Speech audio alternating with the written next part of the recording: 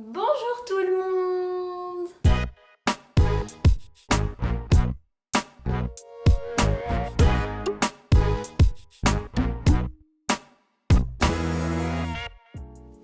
Bienvenue dans cette nouvelle vidéo!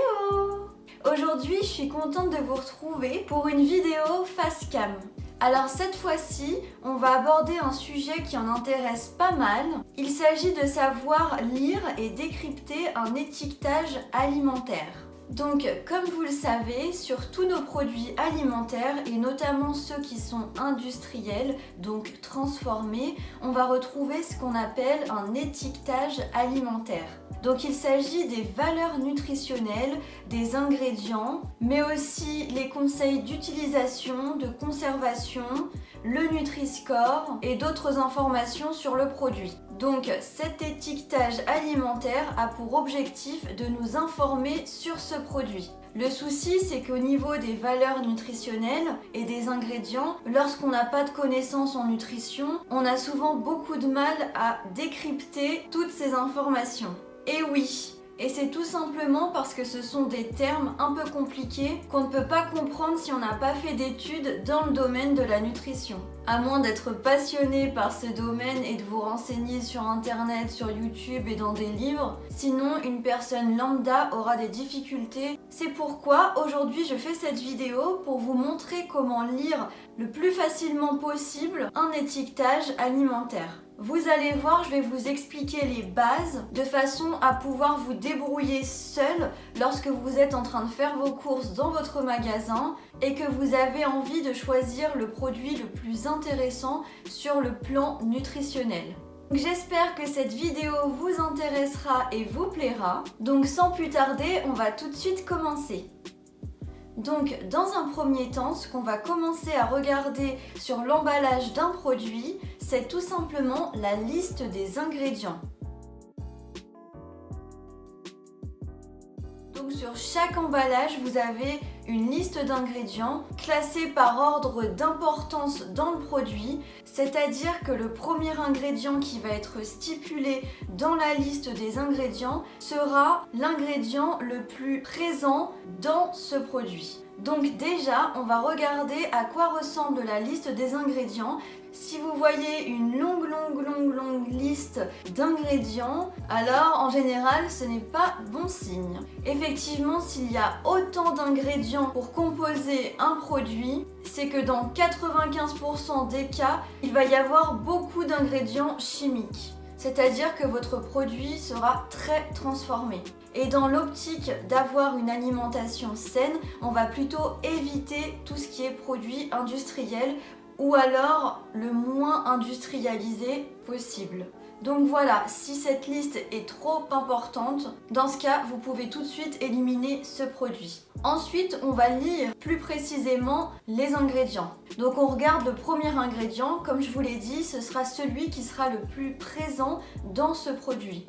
Donc si on commence par exemple par sucre, c'est très mauvais signe. Ça voudra donc dire que votre produit est composé en majeure partie de sucre. C'est le cas notamment souvent pour tout ce qui est biscuits industriels ou pâte à tartiner, donc soyez méfiants. Donc vous allez découvrir une liste d'ingrédients selon le produit que vous avez choisi, avec les produits de base de préparation de ce produit, mais aussi des huiles, tout ce qui va être matière grasse, des épaississants pour tout ce qui est texture, mais aussi des arômes, des conservateurs, des additifs. Et donc si ces composants chimiques sont présents en trop grande quantité, alors il vaut mieux éliminer ce produit puisqu'il sera trop transformé. Si vous voyez arôme naturel, c'est déjà mieux qu'un arôme chimique. Mais si la liste des conservateurs et additifs est trop longue, alors je vous conseille encore une fois d'éliminer ces produits. Donc pour résumer, retenez que la liste des ingrédients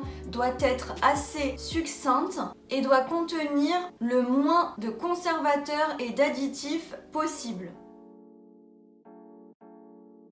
Alors ensuite, première chose à déterminer, c'est de savoir classer votre produit dans une catégorie d'aliments, ou plutôt une famille d'aliments. Donc il existe 7 familles d'aliments: les viandes, poissons et œufs, les produits laitiers, les fruits et légumes, les matières grasses, les produits sucrés et enfin les boissons. Donc déjà, il s'agit de savoir classer votre produit dans une catégorie d'aliments. Par exemple, on va classer une cuisse de poulet dans les viandes, poissons, œufs et un concombre dans les fruits et légumes. Une fois que vous avez classé votre produit dans une famille d'aliments, on va s'intéresser à différents éléments contenus dans le produit. Donc là, on va parler de macronutriments. Vous avez certainement déjà entendu parler de ce terme. On a les macronutriments et les micronutriments.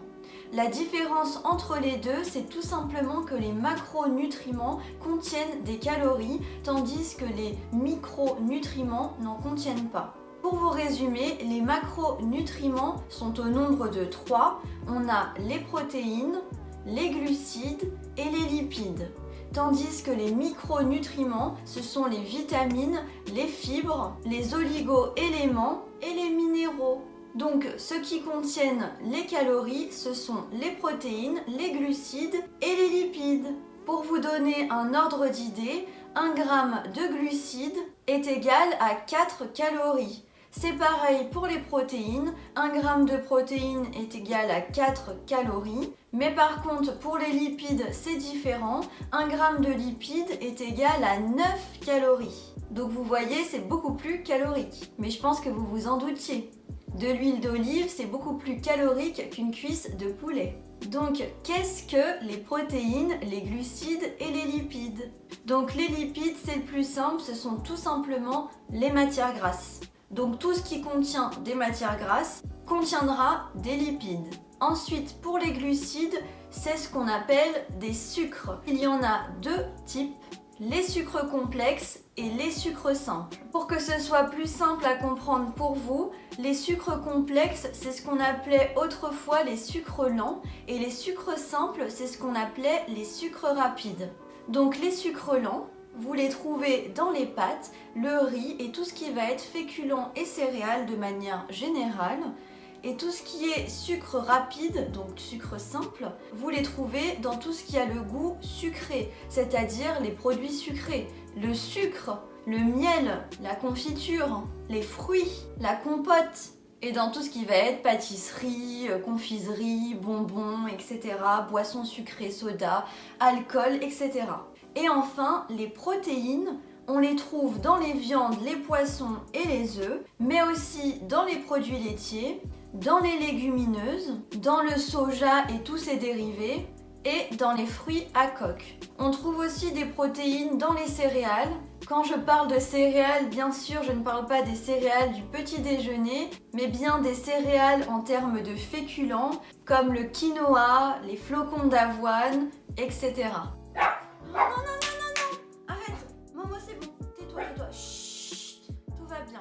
Donc on trouve des protéines dans les céréales, mais en quantité moindre que dans les viandes, les poissons, les œufs et les produits laitiers. Il existe 2 types de protéines, les protéines d'origine animale, comme vous l'aurez compris, viande, poisson, œufs et produits laitiers, et des protéines d'origine végétale qui viennent donc des végétaux, des céréales, etc.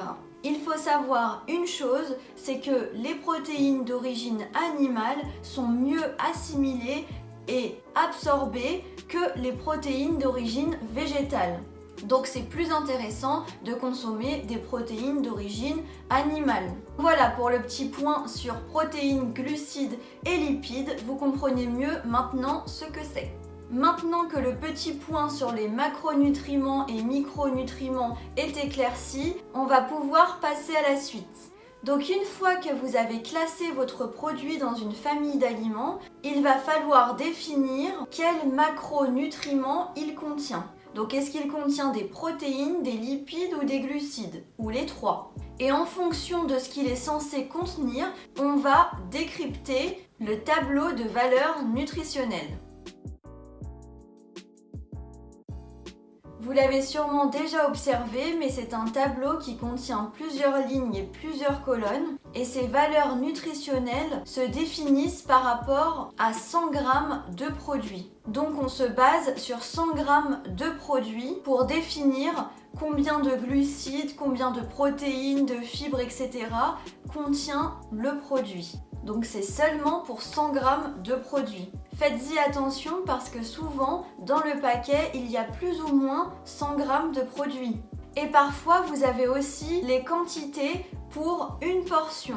Donc par exemple, quand il s'agit de portions individuelles, comme un steak haché ou une galette de légumes ou des poissons panés, etc.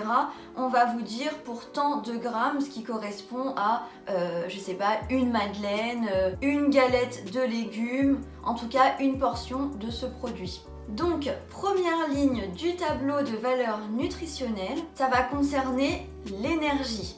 Donc l'énergie, ce sont les calories. Vous avez deux unités de mesure, donc kJ, ce qui signifie kJ, et calories. Ce sont tout simplement deux unités de mesure, mais intéressez-vous seulement à la partie calories. Donc tant de calories pour 100 g de produit. Ensuite, deuxième ligne du tableau de valeurs nutritionnelles, on va s'intéresser aux glucides. Donc les glucides, pour petit rappel, ce sont les sucres. Sucre complexe, donc sucre lent, et sucre simple, donc sucre rapide. Et juste en dessous, il y a don sucre. Donc glucides, don sucre. Et là, ce qui va nous intéresser, ce n'est pas le nombre de glucides et de sucre, c'est le rapport entre les deux. Je vous donne un exemple pour que ce soit plus concret. On va prendre l'exemple d'un plat préparé, par exemple un couscous. Un couscous contient de la semoule et des pois chiches. Ces deux aliments vont contenir des glucides, des sucres complexes. C'est normal, ce sont des féculents.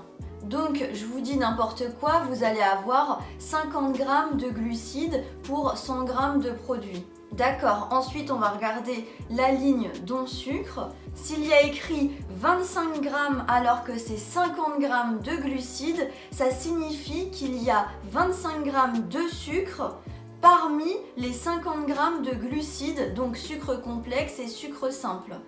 Et donc ces 25 g don sucre, c'est vraiment du sucre, comme le sucre de canne.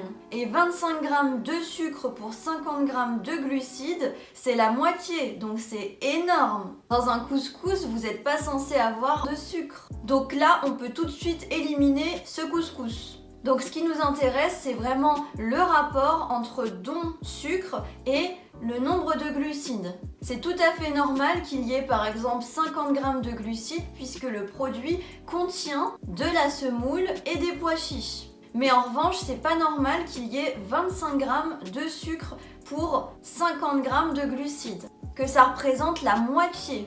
Donc voilà pourquoi c'est important de classer votre produit dans une famille d'aliments pour comprendre de quoi il est censé être composé. Puisque c'est évident qu'un biscuit n'a pas la même composition qu'un couscous. Il ne va pas contenir les mêmes macronutriments et micronutriments. Ces valeurs nutritionnelles seront donc différentes et c'est tout à fait normal. Ensuite, on a la ligne des matières grasses, avec, comme pour les glucides, une ligne accolée en dessous où il y a écrit « dont acides gras saturés ».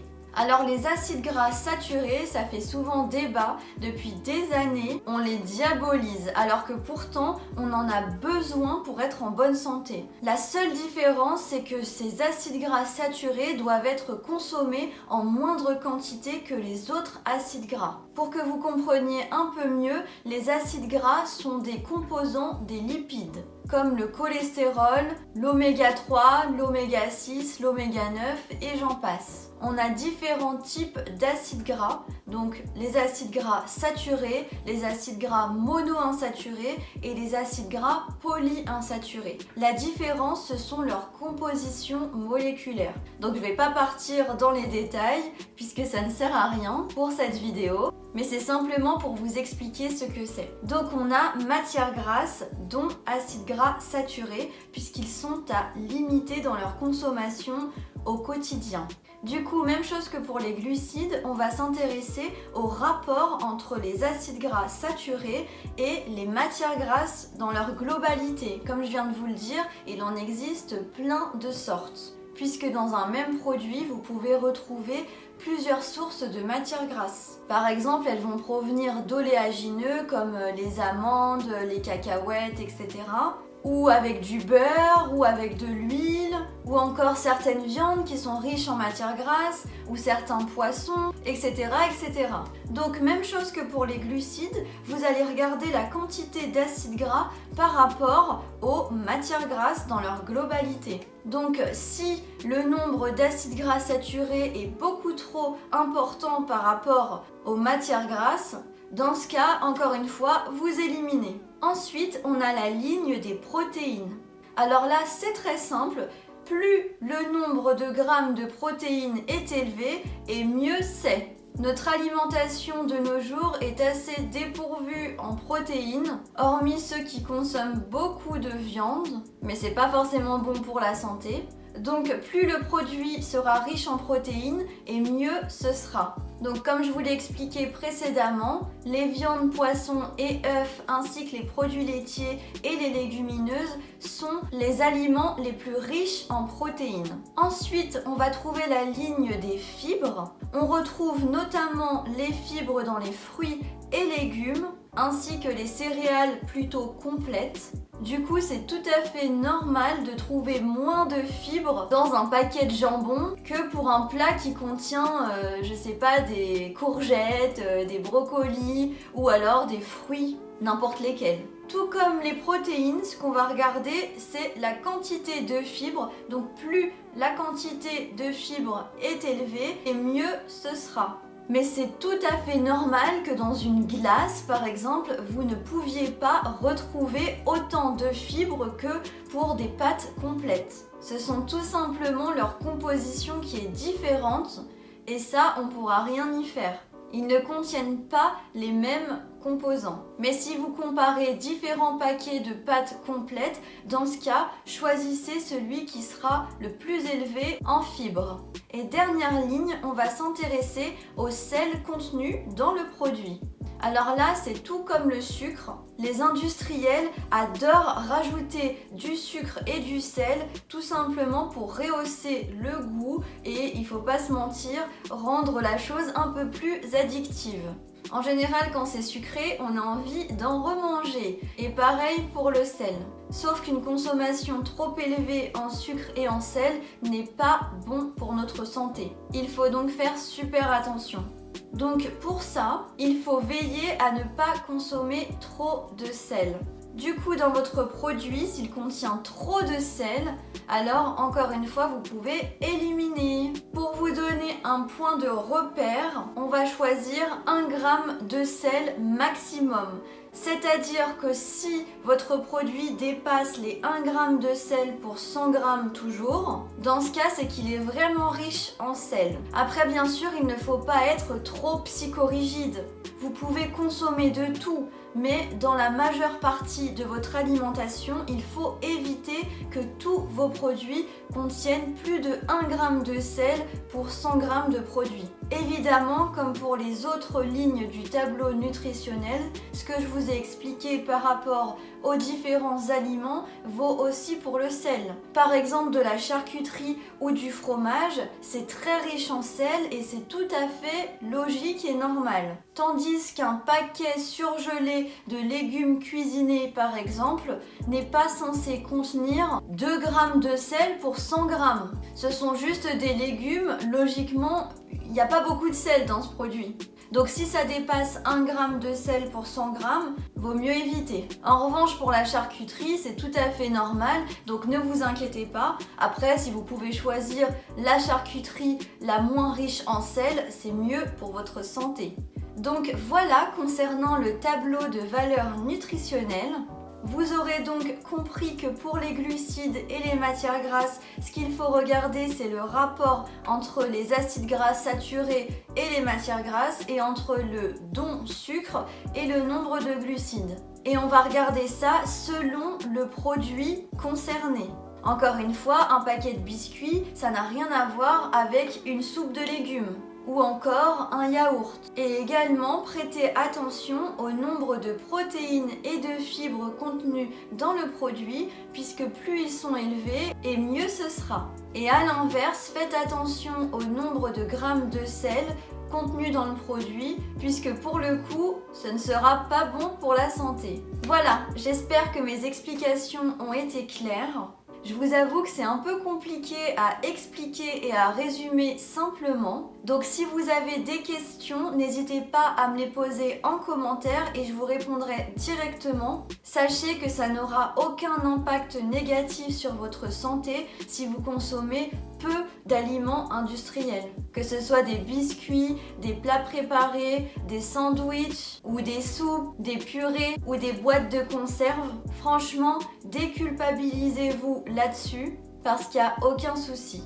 Et voilà, c'est déjà la fin de cette vidéo. J'espère que son contenu vous aura intéressé et vous aura appris plein de choses. J'ai bien conscience que l'étiquetage alimentaire est un grand mystère pour pas mal de personnes. Donc le but de cette vidéo, c'est justement de pouvoir vous aider au quotidien à pouvoir vous débrouiller plus facilement quand vous faites vos courses et à faire de meilleurs choix alimentaires. Puisque pour le coup, ce n'est pas un manque de volonté, mais simplement un manque de connaissances, puisqu'on n'apprend pas ça, sauf si vous faites des études en nutrition ou quelque chose en rapport avec ça. Si la vidéo vous a plu, je vous invite à mettre un petit pouce vers le haut, ça me ferait très plaisir et ça m'encourage à faire de prochaines vidéos. N'hésitez pas à commenter si vous avez des choses à rajouter ou des questions à me poser par rapport à tout ça. Sinon, je vous mets toujours en barre d'infos mon mail professionnel si vous souhaitez me contacter de façon plus privée. Il n'y a aucun souci et je vous répondrai le plus rapidement possible. Abonnez-vous si ce n'est pas encore fait pour ne rien rater de mes prochaines vidéos. J'ai décidé de publier une vidéo tous les mercredis, donc chaque semaine vous aurez une nouvelle vidéo disponible sur ma chaîne. Voilà, je pense que j'ai tout dit. Donc je vous dis à très bientôt dans une prochaine vidéo. Bye!